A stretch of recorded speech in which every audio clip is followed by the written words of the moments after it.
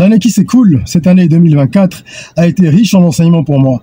J'ai coutume de dire que si tu ne prends pas la peine de marquer une pause, d'analyser ce que tu as fait jusqu'à présent, de tirer des conclusions, de tirer des leçons et de rebondir en fonction de ce que tu arrives justement à tirer, à tracer comme tableau, tirer comme leçon et tracer comme tableau, eh ben tu n'iras pas bien loin. Il est important de se reposer sur le passé pour aller plus loin. Il ne s'agit pas de ruminer.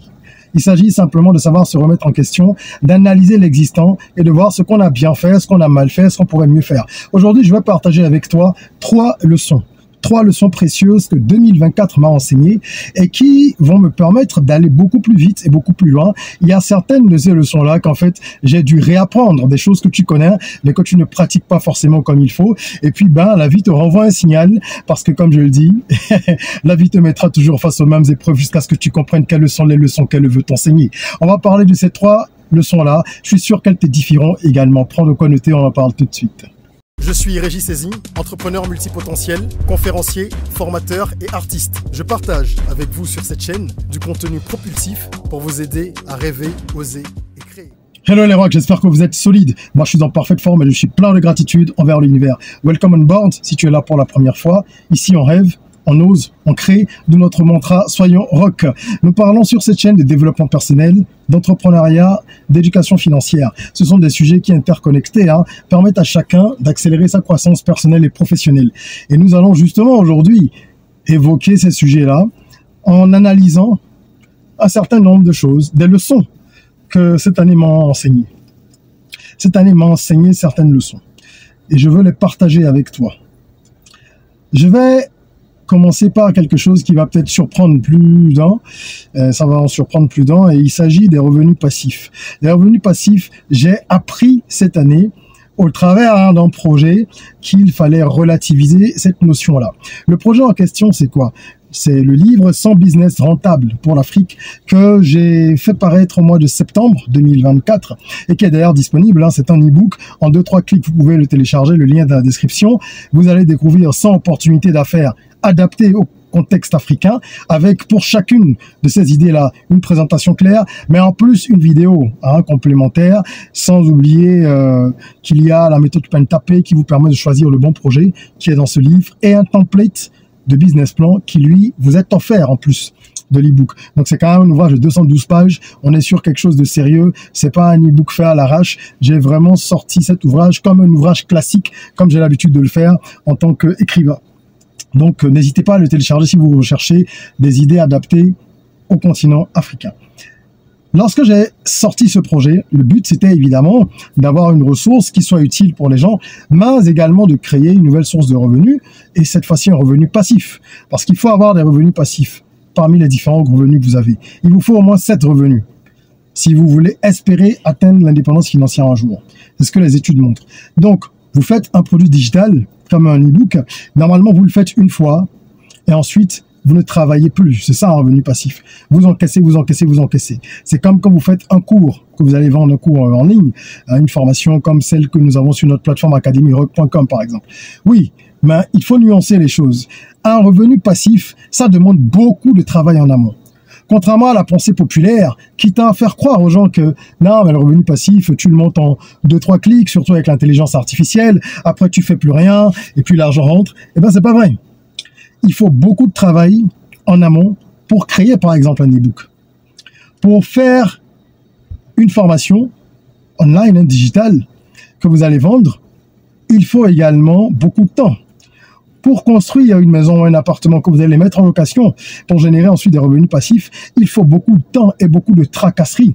Actuellement, nous travaillons sur le projet d'un client. Je ne peux pas vous dire combien de mois de retard il y a eu en raison des difficultés liées aux autorisations pour l'électricité, aux problèmes avec les ouvriers. C'est un projet immobilier. Donc, vous avez toujours beaucoup de travail en amont. Et il faut le savoir. Il ne faut pas vous laisser avoir par tout ce qu'il y a en ligne aujourd'hui. On vous propose plein de choses et on vous promet monts et merveilles. Ouais, non, ça va aller vite. YouTube, c'est des revenus passifs. Si quelqu'un vous dit ce genre de choses, fuyez. Les revenus passifs demandent beaucoup de travail en amont. Je voulais démystifier véritablement cette notion-là et c'est la première leçon que j'ai réapprise Je le savais, mais là, je l'ai vraiment appris parce que j'ai mis beaucoup de temps à travailler sur l'e-book. Je voulais faire du qualitatif qui tient dans la durée. Et après, il faut promouvoir. Eh bien, bien sûr, il faut promouvoir. Il faut promouvoir l'ouvrage. Il faut promouvoir le bâtiment, peu importe. Si, par exemple, vous mettez de l'argent à la bourse, même si vous déléguez complètement, vous allez suivre un peu le portefeuille quand même.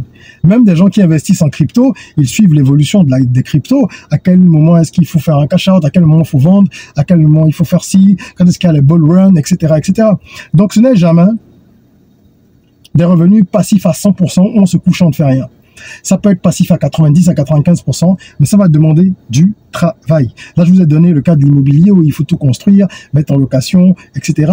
Je voulais parler également du livre où il faut tout mettre en place, trouver la plateforme pour la distribution, la diffusion, faire en sorte d'avoir des outils de communication que vous allez utiliser pour lancer la com et maintenir une communication filaire, etc., etc.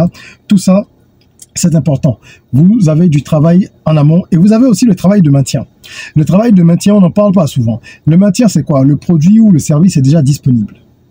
Il est sur le marché, mais il faut l'entretenir.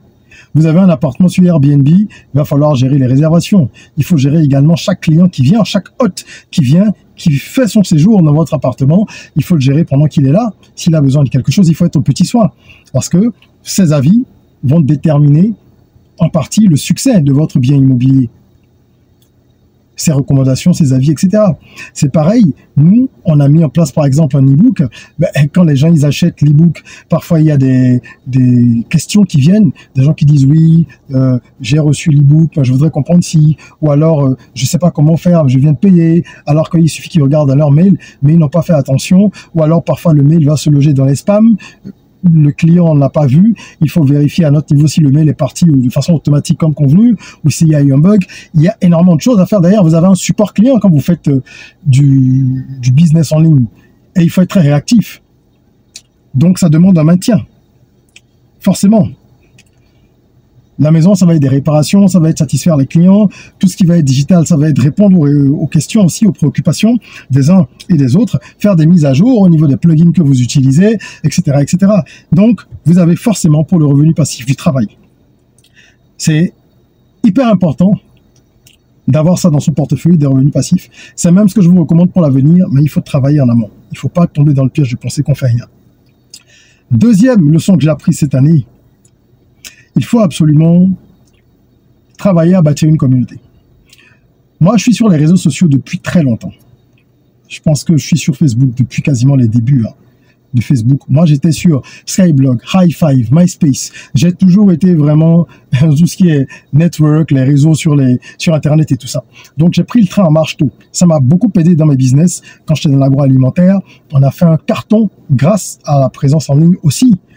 Il y a eu tout le travail derrière, mais la présence en ligne, ça a beaucoup aidé. J'ai d'ailleurs eu dans ma première boîte, qui était une boîte de com, un volet community management, et nous étions quasiment on était les premiers quasiment au Bénin et très peu en Afrique francophone à proposer ce service-là. Donc on avait des grosses boîtes, mais qui comprenaient pas trop l'enjeu à l'époque. On était dans les années 2012-2013, donc on était vraiment des avant-gardistes et j'ai vu l'évolution donc des réseaux sociaux parce que on travaillait pour des clients, donc on était tout le temps connectés.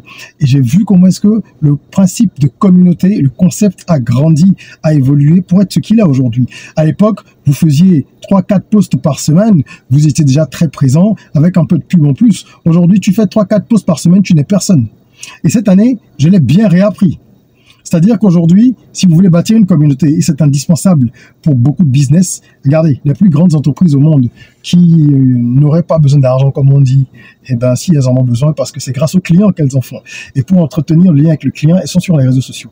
Toutes les organisations, gouvernementales, non gouvernementales, les institutions de Bretton Woods, tout le monde est sur les réseaux sociaux. Donc, il vous faut bâtir une communauté. Attention is the new currency. If you want people to be aware of what you do, you need to be on social network. Si tu veux que les gens découvrent ce que tu sais faire, tu dois être sur les réseaux sociaux. Tu découvres le vaccin contre le cancer, tu ne sais pas communiquer, personne ne viendra vers toi. Et pour ça, il faut bâtir une communauté. Et bâtir une communauté, ça demande du temps. Ça, je l'ai vraiment, vraiment bien ressenti cette année. Si vous voulez faire les choses sérieusement, évitez, en voulant bâtir une communauté, d'avoir des efforts dispersés. C'est-à-dire, avoir des pics et des creux, c'est pas intéressant. Des pics où vous êtes à fond pendant 2 semaines, 1 mois, et après, pendant 2 mois, vous êtes très inconstant. Non. Il faut être constant. Il vaut mieux poster 3-4 fois. J'allais dire par jour, mais c'est déjà beaucoup pour beaucoup de personnes. Il vaut mieux poster même 1 fois par jour, de façon régulière pendant 6 mois, que de poster 3 fois par jour pendant 2 semaines et de disparaître pendant 1 mois pour revenir. Parce qu'à chaque fois que vous revenez, l'algorithme vous punit. Moi, je l'ai vécu. Mais il vous punit littéralement. Hein. Et vous sentez que votre portée a drastiquement baissé, etc. Donc, bâtir une communauté, ça demande du travail. C'est l'effort soutenu et continu qui va vous permettre de multiplier les interactions avec votre communauté, de marquer votre présence, marquer le territoire et de pouvoir faire grandir donc l'engagement autour de ce que vous faites. C'est ça qui compte.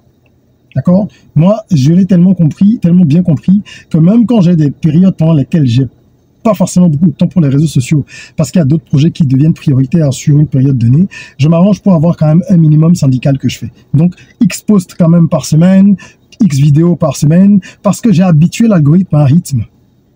Algorithme. C'est pas un hasard qu'il y ait le mot rythme dedans. Et ce rythme, finalement, si je viens briser la cadence, ben, je vais le ressentir. Alors que quand je maintiens le flux, ça se traduit par des ventes, par des propositions, des partenariats, etc. Il ne faut pas être sur les réseaux sociaux, évidemment, juste pour être sur les réseaux sociaux. Sinon, ça ne sert à rien. Si vous avez une grosse communauté et vous n'avez rien à lui vendre, c'est vous qui êtes perdant. Parce que ça demande vraiment un travail et une implication de tous les instants. Donc, travaillez de façon continue avec un planning. Faites-vous un calendrier éditorial. Je poste tel jour, je parle de ci, je parle de ça. Vous allez ajuster au fur et à mesure en fonction des retours que vous avez, parce qu'il faut analyser évidemment le travail que vous faites pour voir les retombées, hein, ce que ça permet de produire. Mais je vous rassure, il ne faut pas être inconstant ou dispersé. Sinon, c'est pas la peine de faire du contenu. Allez faire autre chose.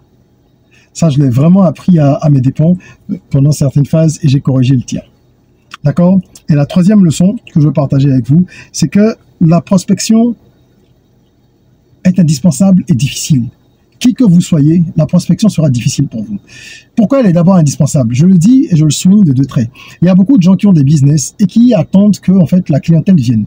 Vous avez quelqu'un qui a une boutique, ils vendent de très bons produits, soit des vêtements ou des accessoires pour téléphone ou ce que vous voulez, même, ou alors il a un resto même, et il est là, il attend, il dit « Ah, mais ce que je fais est bien, pourquoi les gens viennent pas? Ils vont là, ils vont chez lui, ils viennent pas chez moi. » Qu'est-ce que tu fais pour prospecter? Prospecter, c'est déjà communiquer autour de ce qu'on sait faire. Et ensuite, attirer des gens vers le travail que l'on fait, vers ce que l'on propose. Combien de personnes est-ce que tu prospectes? Combien de personnes as-tu courtisé, tenté de séduire?